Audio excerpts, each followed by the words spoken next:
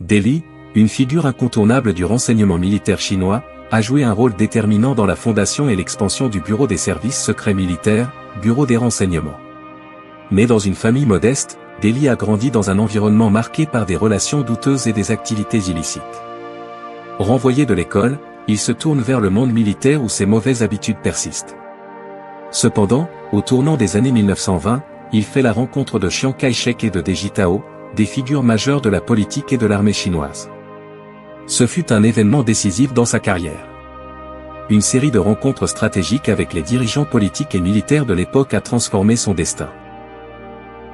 Malgré un parcours académique peu reluisant, Deli se distingue par un talent inné pour la collecte et l'analyse d'informations. Chiang Kai-shek, impressionné par son potentiel, lui confie des missions de renseignement. Son ascension n'a pas été immédiate, et son parcours illustre un homme dont les débuts étaient loin d'être exemplaires. Déterminé à prouver sa valeur, Deli forme une équipe d'une dizaine de personnes et établit rapidement un réseau d'espionnage efficace. En 1932, grâce à sa loyauté et à ses succès dans le domaine du renseignement, Deli est chargé de fonder le Bureau des services secrets militaires. Cette agence deviendra l'une des plus influentes de l'histoire de la Chine moderne. Il met en place un vaste réseau d'espions couvrant tout le pays et entraîne des agents spécialisés dans la collecte d'informations stratégiques. À l'apogée de son réseau, le bureau compte des milliers d'agents, dont de nombreuses femmes.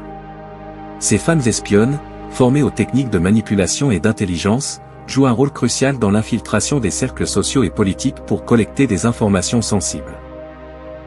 Face aux menaces externes, notamment l'infiltration d'agents japonais dans les forces armées chinoises pendant la Seconde Guerre mondiale, Deli conçoit des stratégies innovantes pour contrer ces dangers. Parmi ces mesures figurent des opérations secrètes, des enquêtes minutieuses et la création d'un département spécial pour le traitement des agents ennemis capturés. Il veille à ce que les informations cruciales soient protégées et ne tombent pas entre de mauvaises mains.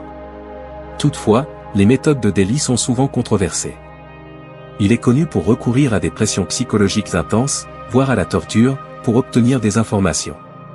Ces pratiques suscitent à la fois crainte et réprobation, mais elles illustrent l'efficacité redoutable de son système de renseignement. L'héritage de Deli reste complexe. D'un côté, il est reconnu pour avoir transformé les services de renseignement et renforcé la sécurité de l'État chinois durant une période de grands bouleversements. De l'autre, ses méthodes brutales et son utilisation de la peur pour imposer son autorité continuent de diviser les historiens. Figure incontournable du renseignement militaire, Deli demeure un personnage controversé. Son nom reste associé à une efficacité inégalée dans le domaine du renseignement, mais aussi aux dérives éthiques qui ont marqué son époque. Son impact sur le développement des services secrets chinois est indéniable, et il occupe une place centrale dans l'histoire du renseignement militaire de la République de Chine.